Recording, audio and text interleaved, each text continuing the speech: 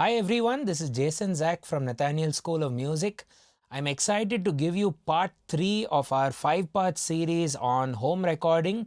We basically conducted a session in our studio, the Nathaniel Production House, with a lot of interested students who asked me a lot of questions from, how do you set up a studio? What is the gear you need? To how do I record, how do I make a career in the industry, and so on. So it was a very fun and engaging session for all, and we are hoping to do a full-on music production semester in the near future. So let us know in the description if you're interested. And in this part of the series, we decided to kind of put it all together, so to speak, by looking at the gear questions. What gear can I get on a budget, or what gear can I get based on my requirement? How do we figure out the use cases of microphones? How many do I need? How many am I recording? Do I need a room at all? And to answer all these questions, you need to go deep with the technical aspects or the processes of sound, and you have to understand sound will start from the artist. It will start from the singer or the guitarist or the flautist, or if it's an instrumentalist, you might argue the sound starts from the instrument itself. The vibrating medium is also sometimes not the human. It's the friction created between the bow and the string for a violin, or for a trumpet, however, it's your own lips which generate the vibration. So all of this said and done, this is acoustic sound. The acoustic sound has to find its way into the computer, which is what we use in this day and age. We are in this digital recording age. We use DAWs, which stands for Digital Audio Workstation. And then after all of that is over, we have to hear it back. And there's a lot going on. A person sings, that goes through some devices, some cables, then it goes through converters. Acoustic energy has to be converted into electrical energy, then that has to go into digital signals, then from digital it has to come back to voltage, go into the speakers then have to vibrate acoustically and then send it out to the room. And you might think, hey, how long does this take? Well, it has to take barely nothing. It should take about 2 to 3 milliseconds. And that's what today's modern gear is designed to do if you set it up well, and if you respect every piece of the gear, from the tiniest cable to the even more miniature adapter for that cable and so on. So stay tuned for this lecture where we are going to look at the signal flow, as we call it, for any form of audio recording, be it a microphone, a guitar, or a keyboard, or an electronic instrument like a drum kit or whatever it might be. And let us know again in the comments if you'd like to learn these topics further. Our channel is just about started getting our way into the tech stuff of things, so do check out some of our technical videos in the playlist we leave for you in the description. Also, for this content to reach you often enough, and for it to even reach you at all, we recommend a couple of things. One is like, share, subscribe, and there's also a bell somewhere there. I'd encourage you to turn on that thing, ring the bell for regular notifications. Otherwise you'll forget, and you'll just not be notified when we release a lesson.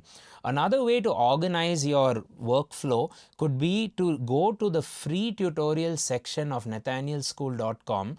To gain access to all of our lessons is a much more easy, filterable way. You can literally see, okay, home recording, press it, and then you'll get all the videos that I've done on home recording. And that's about that. Happy learning, and let's get cracking. We'll make a gear flow, but it leads me to my next chapter, which is called signal flow. So once we know how signal moves, we can record like nothing. Recording will be a piece of cake. So signal flow is what all engineers in all fields, whether even electronics engineers, talk about computer science engineer, every engineer, we have that word we use, signal flow. So signal flow is basically, for musicians, there's the human. Has he had a good night's sleep? Is he hopefully not, is he well hydrated, or is his mind okay? All of that due to you never know what. So that's the start. Has he come prepared for the recording? Is his guitar in tune? is the strings not rusty, blah blah blah. So all of that technical work starts with the artist. So artist prep for the recording. We are talking about recording and we are going to answer your question of gear. So your artist who comes needs to bring whatever relevant gear he or she needs, or that band needs. Are you going to provide that is the question. That determines whether you're a studio host, if you are the owner, or if you're a collaborator, if you're part of the process. So you have to figure that out. So they may want an acoustic guitar, you have to reluctantly give it to them. All those things matter, but you have to provide cables, and the way cables work, as I'll come to the next stage. After artist is prepared, guitar now this is preparation. I am sitting on a stool, I'm well hydrated, and my cell phone is off, it's out of the room. It should be off. Silent mode doesn't work, you'll still see WhatsApp, so it should be off. So this guy is in the room, he's fully wired, and then you need to do something for him and he needs to do something for you, right? So what do you need to do for him and what does he need to do for you? He has to play, right? So for him to play, what do you need to do for him to get his work onto the computer? Tell me, the open discussion. Record his sound. Yeah, so great. So what do you need for that? You need a device to capture cables. You need a cable, but what is the first thing in this guy's mouth or in the guy's guitar? Yeah, so the first thing you would need is the microphone, or I would go a bit more in detail perhaps to say you basically need a transducer. What is a transducer? Science students, Naman, you're a science student. No, not yet. Yeah. Transducer. Essentially converts one form of Energy. energy to another. Yes, exactly. So here we were in the acoustic world, na na na na na na na na na, and we have to get into the world of voltage, into the electric world, so to speak. So microphone is doing that. It's assuming your voice, and there's a filter, there's a vibrating membrane, and all of that which is trying to assume what you just did or what your instrument is doing. So the choice of microphone, the way microphones are, gets a bit technical maybe for this lecture, but in simple words, see what he is holding and helping me with is two microphones which are in a 120-degree angle from each other. So it's a wide pickup. So if I turn it, I can, which is called the capsule, I can make it 90 degrees. You have these sorts of mics which are called as condenser mics. So these are very sensitive. They are used when ideally you want everything to be quiet and you are the only subject matter, like you are the guy doing the work. Then you have what we call as modeling mics. So has anyone heard of an SM57? Anyone heard of a Neumann mic? You know that the price difference is rather different. One is 6,000 rupees, one may be what, 6 lakhs or yeah. So this is why I have a modeling mic. So this is the future of technology. It's called Slate Digital ML1, super cheap, not as like about 10,000 or 12,000 rupees. Now I am a musician first, so I think. I'm a sound engineer second when I'm the musician. So when I'm playing my guitar or blowing my horn, I'm thinking of the part that I'm playing. I don't want to think about which mic, should I get it from there, plug it in, get this stand, that stand, because each mics need a stand, a clip, a cable and whatnot. So I have this one modeling mic which it models an SM57 vintage 70s version, 90s version and the version we have today. Plus it will give me a Neumann, I can put this on a kick drum. This tiny pencil mic, I can put it on a kick drum. And most of the drummers I worked with, they like this better than the Beta 52As and the usual mics out there. So you have modeling mics, you have condensers, and you have dynamic mics, which we used for the performance. In simple words, you would want to buy a dynamic mic when you're going live, or there are many people in your room, because it picks it up in a very focused kind of heart shaped, what they call cardioid filter. So it just gets only you if you are close to it. So you can't put a dynamic here, you can put a condenser here, you can talk like this. I will have to turn it like this, okay. And the basics of using a mic is the logo, manufacturer's name has to be in your view. Like now it's pointing to you, and if I start singing here, it will be a horrible experience. Now there are some mics, this is also called a utility mic. So as a utility mic, I have my own filter, so I can cut off some of the low end. It comes with an inbuilt pop filter, so the these sounds, you can put a finger here and just say or wind, yeah, the plosive sounds as we call it, those get kind of removed with this. We also have a decibel controller, so the signal is too loud, it brings it down at the source. And we even have different modes, so I can be in interview mode if I am here. So if I put, let me just try and get this out, yeah.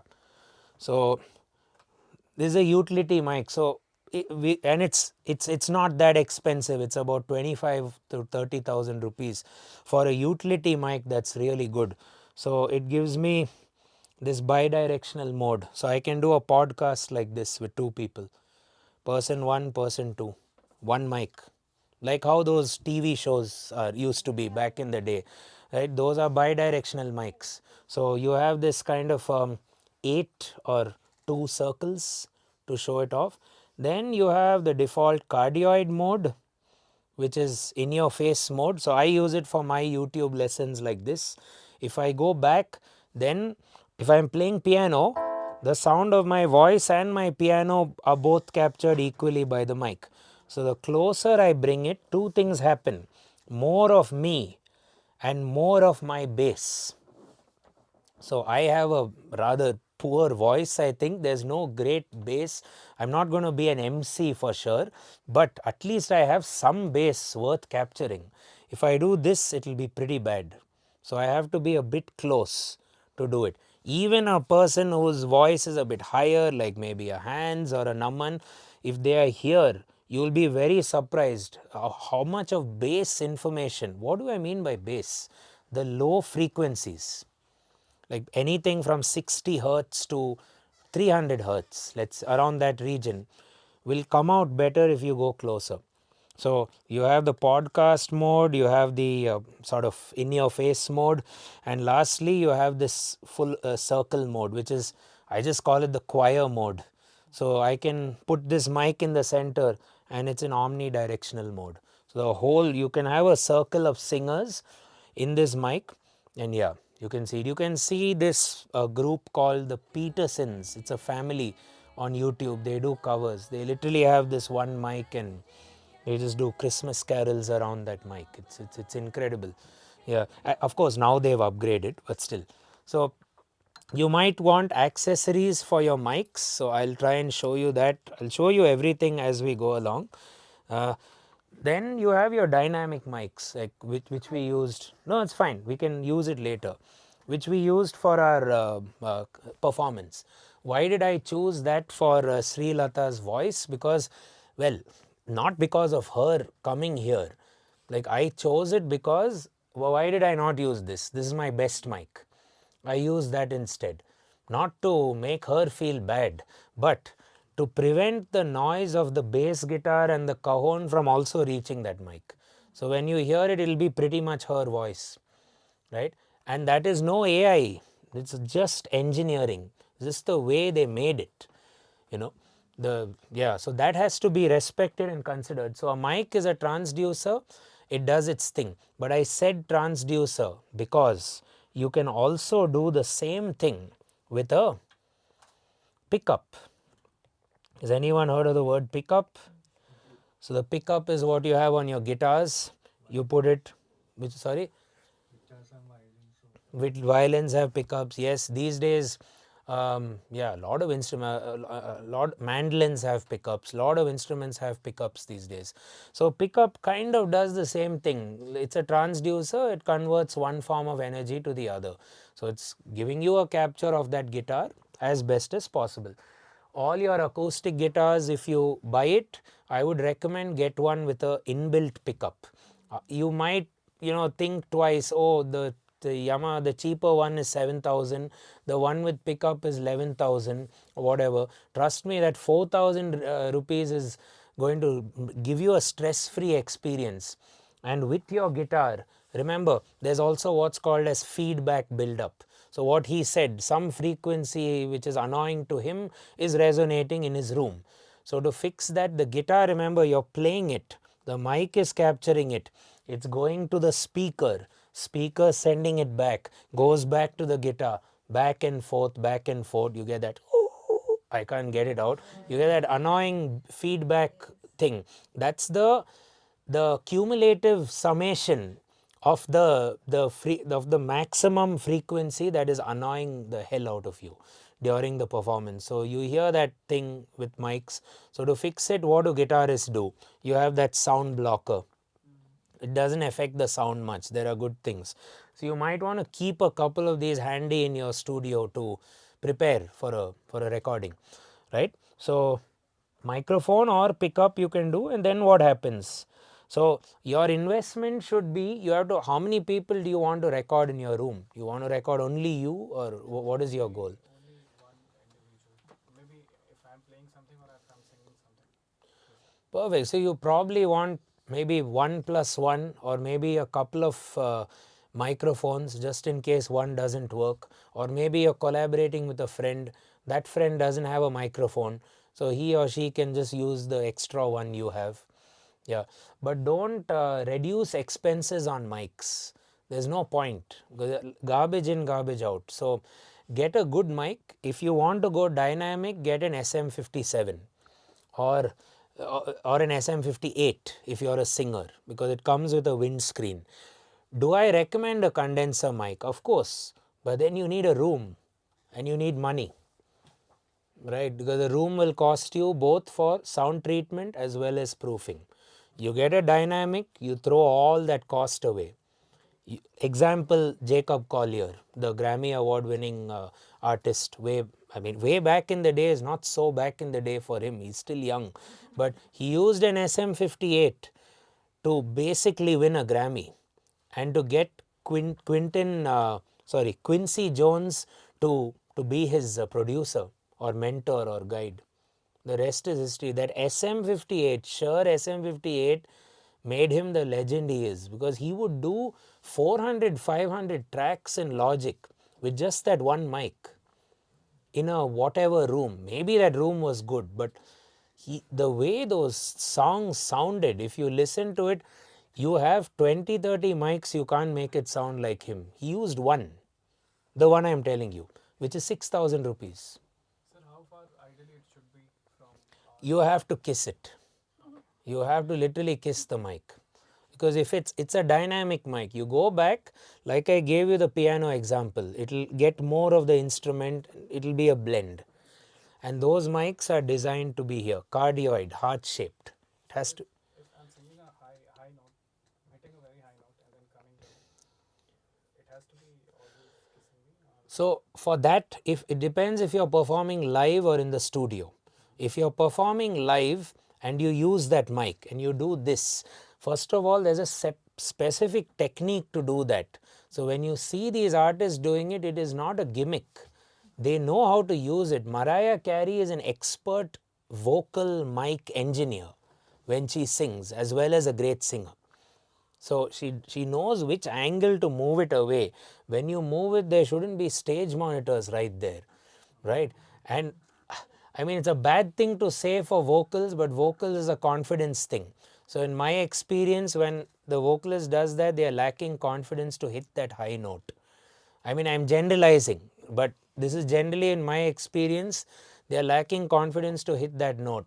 I do it, I'm also not so confident with trumpet. So if I play high, you'll see me going back. It's not a volume thing, it's a confidence thing. We all do it. There's a lot of psychology involved. So It should ideally sound decent when I'm singing a high note or hitting a high note, keeping my mic here, and doing the low notes, keeping it here. yes, so when you test the next thing which I am coming to after the recording level, it has to be tested such that your loudest thing is not clipping, or it is not causing a like a yeah, a clip. It's not going over the allowed level that you can record with. So when you test a mic, rule number 1 is never say check, check, check 1, check 2, check 3. Don't sing the verse of the song. There's a fire. Don't save your voice because you're going to perform it. Na na na na na na. You have to scream. Like your loudest thing should be there. If you want help from your engineer, because that's what your engineer wants from you, the artist. So if you are now the engineer, you should request could you kindly sing the chorus of the song, and like it's the gig. Because how do you do a sound check if they don't sound the right way, the way it should be at the show? So we actually scold all our vocalists, whoever I jam with, because I know I'm wearing the hat of a musician and a sound engineer. So I can see how annoyed the sound technician is getting. Because on stage, when the gig happens, the feedback will come. It's because this guy was just kind of joking around during sound check. He should have sung it professionally. We should have fixed the feedback issues. Then on the stage, it will be fine. So yeah, so I hope that answers your question. So at this stage, you need mic and accessories. How many? Well, you have to see. And the types of mics I've told you. You could even make do with this mic. Is it still on? Yeah, good. Yeah, so see, it's a good for road. Yeah. So Jason, one question. So at home, like like for us, right? So for me especially, I have a piano and I want to sing. So for both of that, like I want to capture both that sound. So what would you suggest for that?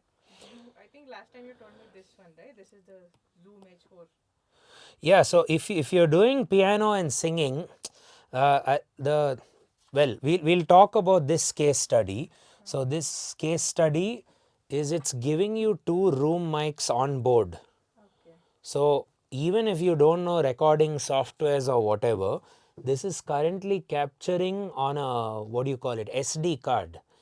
So with AA batteries. Okay. Yeah, so there are 2 AA batteries, an SD card. It's capturing your voice pretty well with your piano, but the room is also influencing the recording. Now you want to go pro. So you still have the opportunity with 2 dedicated inputs, which are called combo jack inputs. So you plug your vocal mic into this using an XLR cable, and you plug in your piano into this using a line level signal. Or you want to record the piano MIDI. You don't need any cables for that. You take a USB cable like this, and when you hear my piano, the sound of what you hear is not the sound of my piano. This is the sound of my piano. This is how it sounds. I only care about my virtual instrument on my computer. I've been using that from 2009 because I like it more than Roland.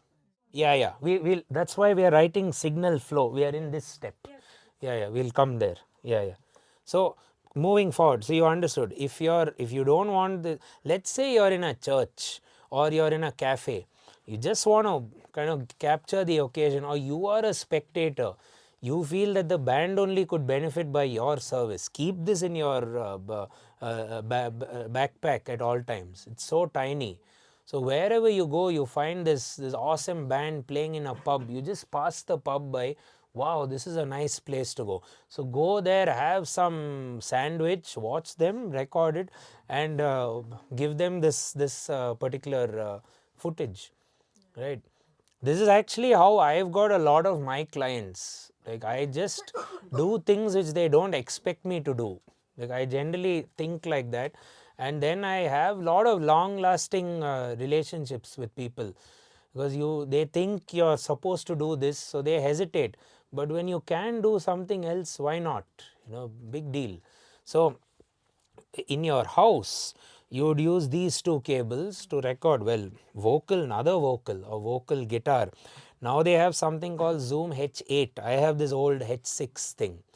And is this an audio interface? Well, we are in luck. It's also an audio interface. See, USB, mini USB. So it's an old USB thing, but still connect it and it works like a plug and play, no driver audio interface. Has anyone used this for anything? This is called Zoom H4n. This is an old model. You can get Zoom H8 or H6. Zoom H6 is also a good product. You can get that. So for a home setup, this is a good. It's a good hybrid setup, home and live. But if you want something dedicated for home and you don't want to spend so much, this is also not so much. This will be under 15,000 rupees or around that range. H4 is 20ish and H6 is 30, 35, I guess. Yeah, but one is 30, 35, I guess. yeah, so it's a bit more pricey compared to another board. So if you get, let's say, a Focusrite 2i2, that will be what, about 11 to 12,000 rupees. You're saving some cost, and because of that, yeah, thank you. So what's next after the microphone? It gets connected to the audio interface. So what is going on there? Another form of conversion. What conversion? In this case we say A to D conversion, analog to digital conversion, like voltage to bits, binary data, right? So the audio interface should have a great converter, and this is where the quality of the audio interface matters a bit more. There's a thing which we have called latency, the speed at which it takes for the actual data from the cable coming to it, going into the audio interface, then of course going out through the speakers, then of course you hearing it back from the speaker reaching you so much distance, which is now about 2.5 feet, is bound to take some time, isn't it? Even the sound from your TV to come to you, even the sound of my actual voice right now coming to you is taking some time, like a few, like manageable milliseconds. Of course, it's barely 1 millisecond or 2 milliseconds, but it's still taking time to reach you, right? And sound travels at different speeds also. It depends in the medium also. You never know what will happen to the sound as it reaches you. So audio interface, what is it doing? It is doing A to D conversion and it is doing I/O. So inputs, I want to record my dad, my mom, and my friend and myself. So I probably need 4 inputs, and all of those 4 should be kind of compatible. It should be able to accept a guitar one day. That same thing should be used for a mic also the same day or the next song. So I/O, how many inputs? What is O? Output. What is this output now? Output is only for simultaneous recording with multiple musicians or multiple players in the game. So let's say you are recording or engineering and you have an artist. She is the vocalist, you are the engineer.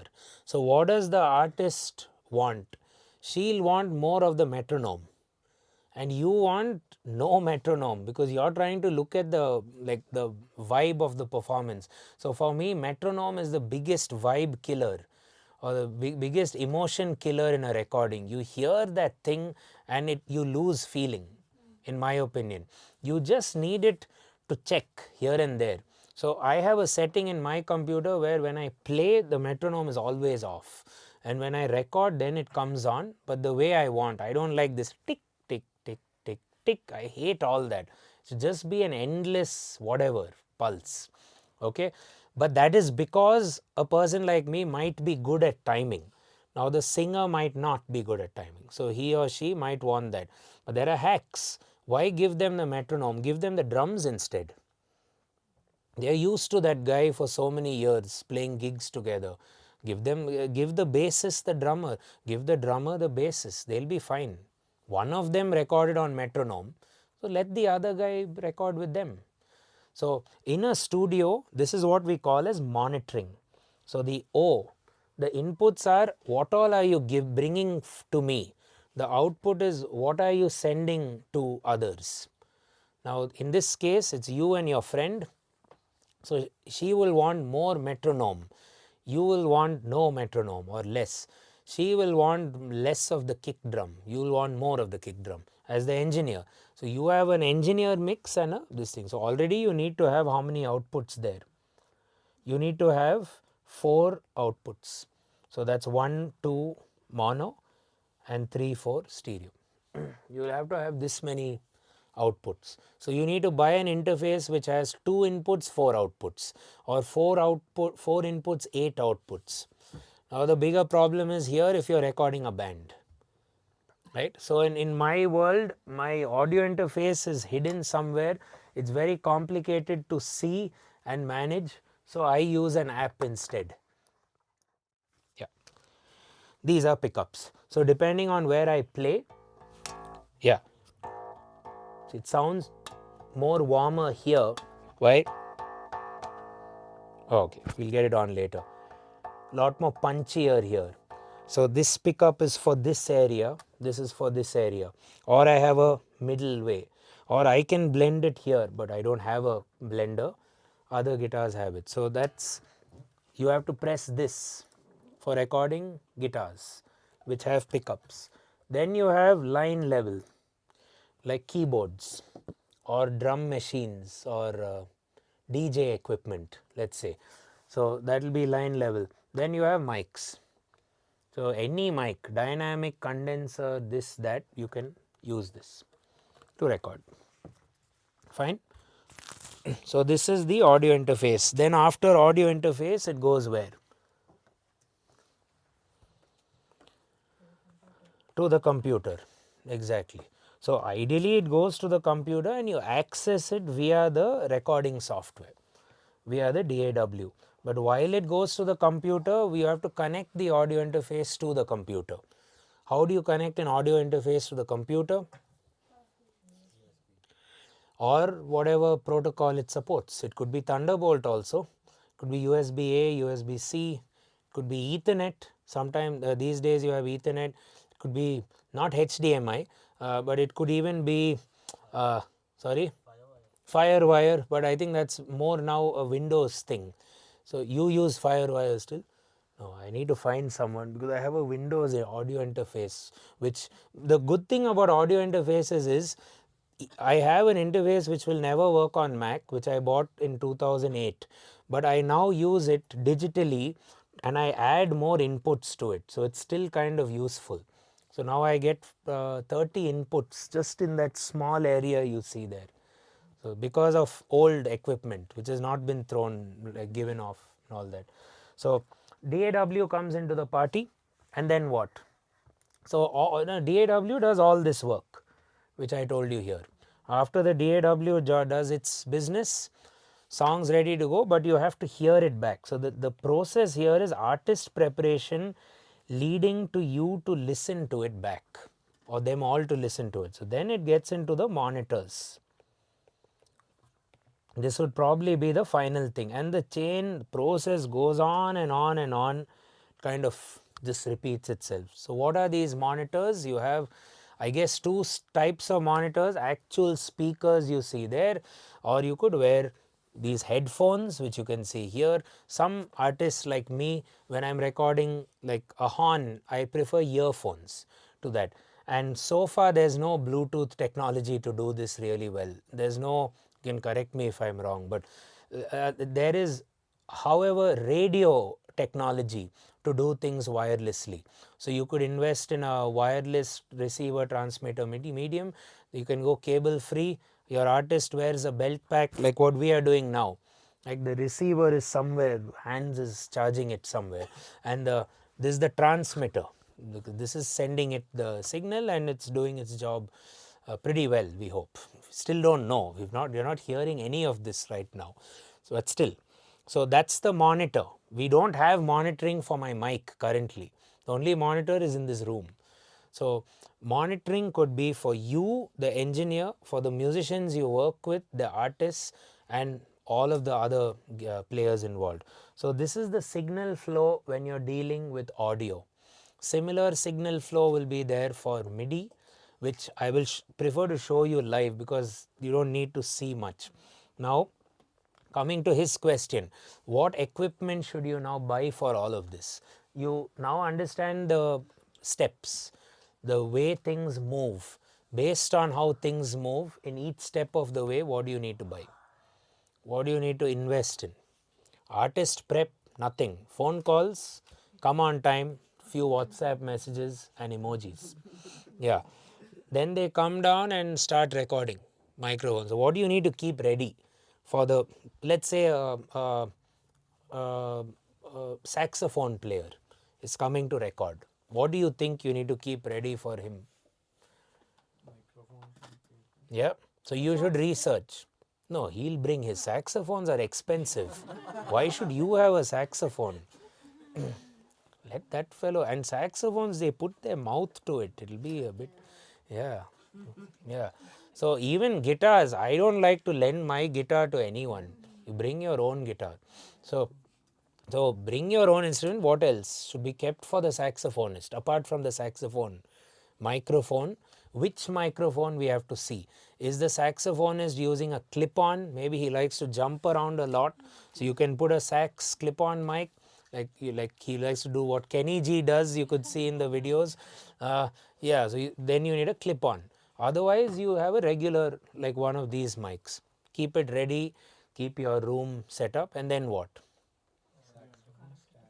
You need a saxophone stand if need be. Yes, that's a good point. What else? Water, very important. You also need places to collect saliva. Unfortunately, yeah, a towel or a mat or something thick, and then you have to wash it immediately. And you tell him only to bring in. Most professionals bring all this with them. They'll bring their own stand, and if I go for a trumpet recording, there's always a towel in my, we don't use handkerchiefs. This is a lot of stuff which will be collected there.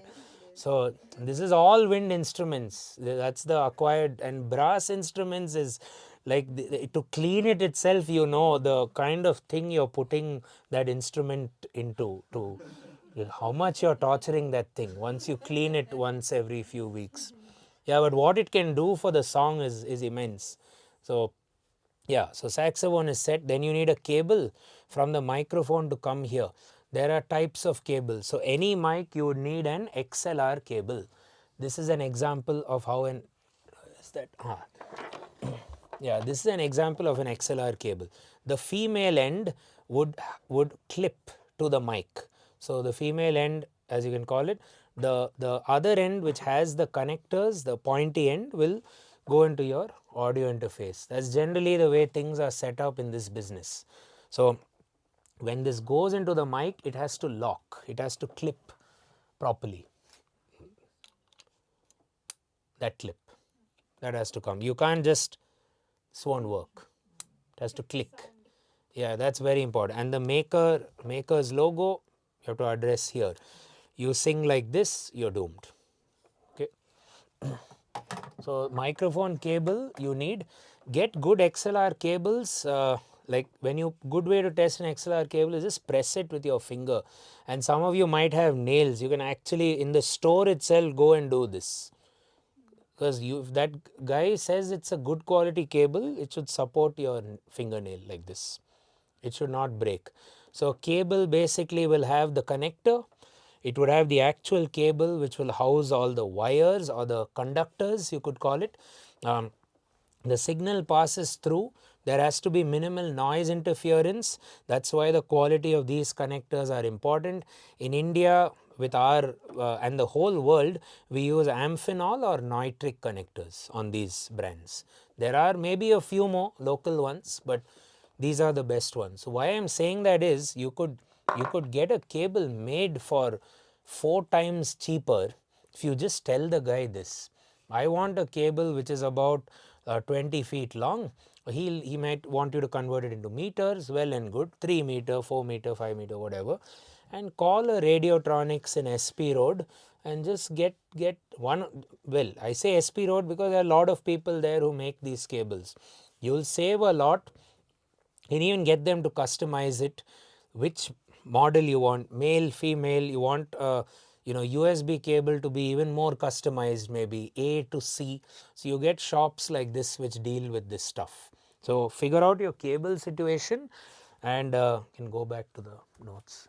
Sir, can I ask a question? Yeah. That do we have any brand suggestion for the cables? That's what I just said. The connector should be nitric or amphenol. Yeah. The cable, the actual cable, you should go to a local store. The best brand suggestion for cables is don't get brands which make amps and guitars, like Fender. Like don't ever get a Fender cable. Don't ever get a cable which looks orange. Yeah, like that's not how you make a cable. The color itself will matter.